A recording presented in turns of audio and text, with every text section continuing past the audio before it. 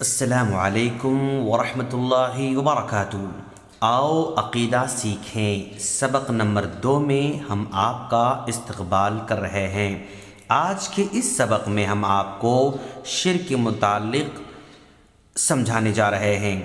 سوال: کیا آپ جانتے ہیں کہ شرک کسے کہتے ہیں؟ جواب: اللہ تبارک و تعالیٰ کی الوہیت، ربوبیت اور اسماء و صفات میں کسی کو شریک کرنا، یا اللہ کی ذات اور صفات اور احکام میں کسی کو اللہ کا شریک سمجھنا شرک کہلاتا ہے۔ اچھا بھائی، یہ بتائیے کہ الوہیت میں شرک کے کیا معنی ہیں؟ جواب: اللہ تعالیٰ کے علاوہ کسی کو عبادت کے لائق سمجھنا الوہیت میں شرک کہلاتا ہے۔ اور ربوبیت میں شرک کا کیا معنی ہے؟ جواب: اللہ تعالیٰ کے علاوہ کسی کو روزی دینے والا، بارش برسانے والا وغیرہ سمجھنا ربوبیت میں شرک کہلاتا ہے۔ اور اسماء و صفات میں شرک کے کیا معنی ہیں؟ جواب: اللہ کے سننے کی، دیکھنے کی، معاف کرنے کی جو کیفیت ہے نا، ویسی کیفیت کسی بندے میں سمجھنا، یہ اسماء و صفات میں شرک کہلاتا ہے۔ اور شرک کی کیا سزا ہے جناب؟ جواب: شرک کرنے والا مشرک ہے، اور مشرک پر جنت حرام ہے، اور یہ ہمیشہ ہمیشہ جہنم میں رہے گا اور ذلیل ہوگا، بے یار و مددگار ہوگا۔ اچھا جناب، یہ بتائیے کہ مشکل کشا کون ہے؟ مشکل کشا صرف اللہ تبارک و تعالیٰ کی ذات ہے۔ کیا اللہ تعالیٰ کے علاوہ کوئی مشکل کشا نہیں ہے؟ جی ہاں، اللہ کے علاوہ کوئی دنیا میں مشکل کشا نہیں ہے۔ اگر کوئی اللہ تبارک و تعالیٰ کے علاوہ کسی اور کو مشکل کشا سمجھے تو؟ جواب: اللہ تعالیٰ کے علاوہ کسی اور کو مشکل کشا سمجھنا شرک ہے۔ آخر مشکل کشا کا مطلب کیا ہے دوستو؟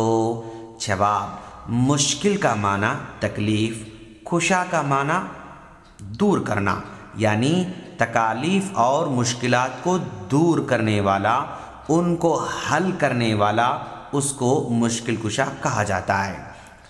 مخلوق میں سے نبی، صحابی یا ولی مخلوق کی مشکلیں حل کیوں نہیں کر سکتے ہیں؟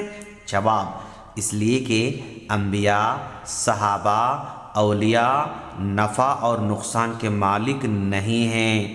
وہ خود اپنی زندگیوں میں بے شمار مشکلات اور مصیبتوں کا شکار ہوئے، وہ خود اپنی مشکل حل نہ کر سکے تو ہماری مشکلات کیسے دور کر سکیں گے؟ سوال: کیا قبر میں آرام کرنے والے اولیاء مخلوق کی مشکلیں حل نہیں کر سکتے؟ جواب: قبر میں آرام کرنے والے اولیاء مشکل حل کرنا تو دور کی بات، وہ ہماری مشکلات کو سن بھی نہیں سکتے۔ قبر والے عام انسانوں کی مشکلات کیسے نہیں سن سکتے؟ جواب: اس لیے کہ وہ تو قبروں میں آرام کر رہے ہیں، اور ظاہر بات ہے جو نیند کی گہرائی میں ہو اور وہ بھی منو مٹی کے نیچے ہو تو وہ کیسے سن سکتے ہیں؟ اگر کسی زندہ شخص کو بھی قبر میں بند کر دیا جائے تو اتنی مٹی کی وجہ سے وہ بھی آواز سن نہ پائیں گے۔ سوال: کیا اللہ تعالیٰ ان کو سنا نہیں سکتا؟ جواب: اللہ تعالیٰ چاہے تو پتھر کو بھی سنا سکتا ہے، درختوں کو بھی سنا سکتا ہے، پہاڑوں کو بھی سنا سکتا ہے۔